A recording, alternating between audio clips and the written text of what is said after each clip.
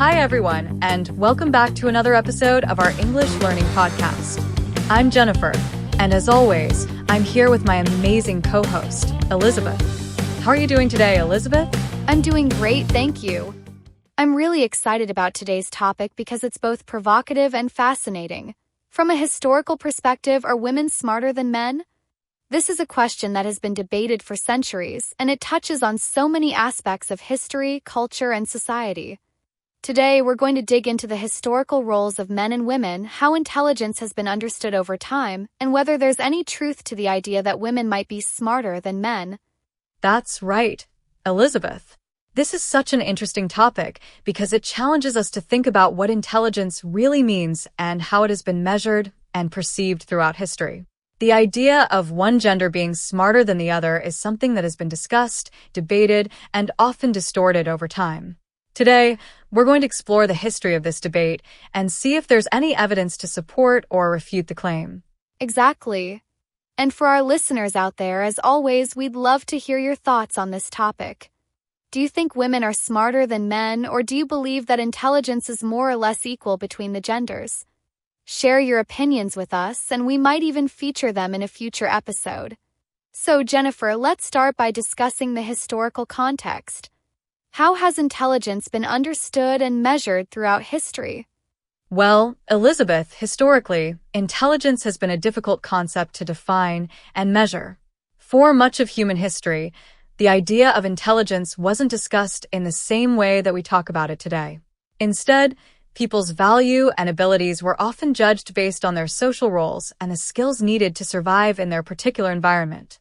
In many cultures, men and women had different roles. Men were often hunters, warriors, or leaders, while women were responsible for raising children, managing households, and gathering food or resources. That's a great point, Jennifer. In these traditional societies, intelligence wasn't about academic knowledge or IQ scores. It was about the practical skills and abilities needed to thrive in a specific context. For example, women's intelligence was often demonstrated through their ability to manage a household, raise children, and gather resources, while men's intelligence was valued for their skills in hunting, defense, or leadership. Exactly. And for much of history, these gender roles were seen as natural or even divinely ordained, meaning that intelligence was often tied to one's ability to fulfill these roles. However, it's important to remember that men and women were often judged by different standards. In many cultures, men were seen as the default leaders and thinkers, while women's contributions were often undervalued or ignored.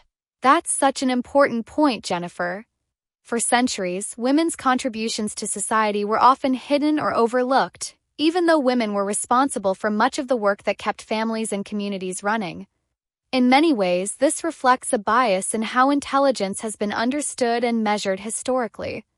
Men's intelligence was often judged by their public achievements, while women's intelligence was confined to the private sphere, where it was less visible.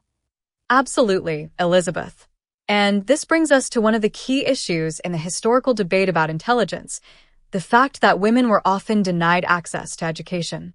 For much of history, women were excluded from formal education, which meant they didn't have the same opportunities as men to develop and demonstrate their intellectual abilities.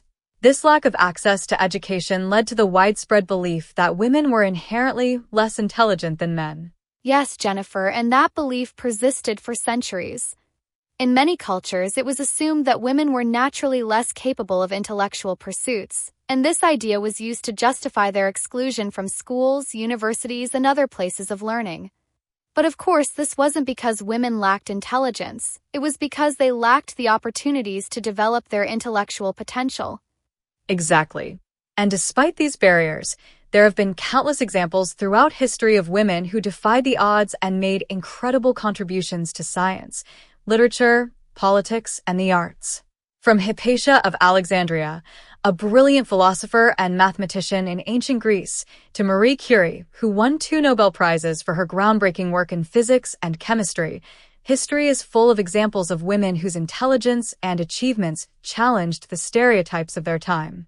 Yes, and these examples show that when given the opportunity, women have always been capable of extraordinary intellectual achievements. But unfortunately, many of these women were the exceptions, not the rule. For most of history, women were systematically denied access to the same educational and professional opportunities as men, which made it difficult for them to demonstrate their intelligence in the same public ways. That's such a great point, Elizabeth. And it wasn't just education that was restricted. Women were also excluded from many of the social institutions where intelligence was recognized and rewarded, like universities, scientific societies, and political institutions. This meant that even when women were highly intelligent, their contributions were often dismissed or ignored by the men in power. Yes, and this is where we see the historical gender bias at play. Intelligence wasn't just about knowledge or skills, it was about power and who had the authority to define what intelligence meant. In many cases, men were the ones setting the standards for what was considered intelligent, and those standards often excluded or marginalized women's contributions. Exactly. And it's important to recognize that these biases still affect how we think about intelligence today. For centuries, the idea that men were smarter than women was accepted as scientific fact, and it was reinforced by everything from education to literature to the legal system. Even though we've made a lot of progress, some of those old ideas still linger in our culture. That's so true, Jennifer. And one of the most famous examples of this bias is the field of psychology and IQ testing. When IQ tests were first developed in the early 20th century, they were often used to compare the intelligence of different groups, including men and women. However, these tests were based on narrow definitions of intelligence that often favored the kinds of skills and knowledge that men were more likely to have, given their access to education and professional opportunities. Yes, and IQ tests have their limitations. They measure certain types of intelligence, like logical reasoning and mathematical ability, but they often overlook other forms of intelligence, like emotional intelligence or creativity, which are just as important. And many researchers now believe that intelligence is much more multifaceted than the early IQ tests suggested. That's such a great point, Jennifer. The early emphasis on IQ tests created a narrow view of intelligence, but now we understand that there are many different types of intelligence, including verbal, spatial, interpersonal, and intrapersonal intelligence. And when we take a broader view of intelligence, it becomes clear that women are just as capable as men, if not more so, in many areas. Absolutely, Elizabeth. In fact, some research has suggested that women may excel in areas like empathy, communication, and emotional intelligence, which are crucial skills for building relationships, managing teams, and navigating complex social situations. These skills may not always be measured by traditional IQ tests, but they're just as important for success in life. Yes, and emotional intelligence is becoming more and more valued in today's world, especially in fields like business, education, and healthcare. In these areas, the ability to understand and connect with people is often more important than logical reasoning or technical skills. Exactly, Elizabeth. And this brings us to another important point, the role of socialization in shaping intelligence. From a young age, boys and girls are often socialized differently, with boys being encouraged to be competitive and assertive, while girls are often taught to be nurturing and collaborative. These differences in socialization can affect how boys and girls develop certain skills and how they're perceived in terms of intelligence. Yes, Jennifer. For example, boys might be encouraged to excel in math and science, while girls are often steered toward the arts or humanities. This can create the perception that boys are naturally better at certain subjects, even though these differences are often the result of social expectations, not inherent abilities. Absolutely. And this kind of socialization continues into adulthood, where women are often expected to be more empathetic and emotionally intelligent, while men are expected to be more analytical and logical.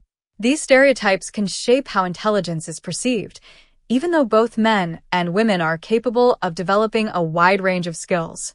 That's so true, Jennifer. And speaking of perceptions of intelligence, I think it's a great time to hear from one of our listeners. Let's take a call from someone who might have an interesting perspective on this topic. Hi there, you're on the air with Jennifer and Elizabeth. What's your name, and where are you calling from? Hi, Jennifer. Hi, Elizabeth. My name is Rachel, and I'm calling from Los Angeles, California. I've been listening to your podcast for a while now, and I love today's topic.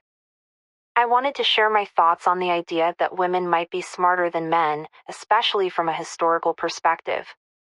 Hi, Rachel. Thank you for calling in. We'd love to hear your perspective.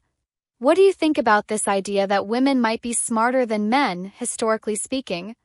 Well, I think it's really interesting to look at how women have been underestimated throughout history. Even though they were often denied education and opportunities, many women still found ways to make incredible contributions to society. I think that shows a different kind of intelligence, one that's based on resilience, creativity, and adaptability. That's such a great point, Rachel. It's true that throughout history, women have had to find creative ways to succeed, even when the odds were stacked against them. Do you think that's a kind of intelligence that's often overlooked? Absolutely. I think we tend to focus on the kinds of intelligence that are easy to measure, like IQ scores or academic achievements. But there's so much more to intelligence than that.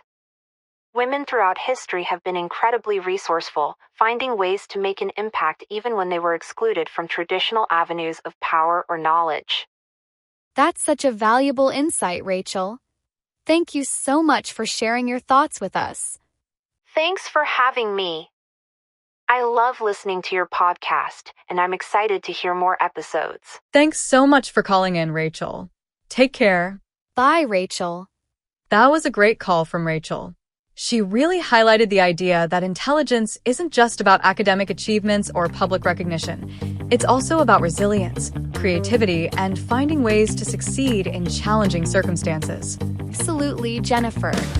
And for those of you listening, if you're enjoying our podcast, please like and subscribe to our channel. Your support really helps us keep creating these episodes and sharing more interesting topics with you. So, where does that leave us in our discussion today? I think it's clear that throughout history, women have faced significant barriers to education and professional opportunities, but that doesn't mean they were less intelligent than men. In fact, the intelligence and achievements of women have often been underestimated or overlooked because of the social and cultural constraints they faced. Exactly. Women have always been capable of incredible intellectual achievements, and when given the opportunity, they've proven that they're just as intelligent, if not more so, than men. The historical barriers to women's education and professional success have created the perception that men are smarter, but that's simply not true. That's such an important point, Elizabeth. And it's also worth noting that intelligence is multifaceted. It's not just about academic knowledge or IQ scores. There are many different types of intelligence, from emotional intelligence to creative problem solving, and women have excelled in all of these areas throughout history. Absolutely. So, to answer the question, are women smarter than men from a historical perspective? The answer is that intelligence can't be boiled down to a simple comparison between men and women. Both genders have their strengths and abilities, and the historical differences in how intelligence was measured and valued have often worked in men's favor. But when we take a broader view of intelligence, it's clear that women have always been just as capable as men, if not more so in some areas. We hope today's discussion has given you some new insights into the historical perspectives on gender and intelligence, and how women's contributions have been undervalued for so long. Thank you so much for joining us today. Yes, thank you for listening. We're always here to share new insights and help you learn English while exploring interesting topics. Keep listening, keep learning, and we'll see you in the next episode. Bye for now, everyone. And remember, intelligence comes in many forms, and it's important to celebrate the strengths and abilities of all people, regardless of gender.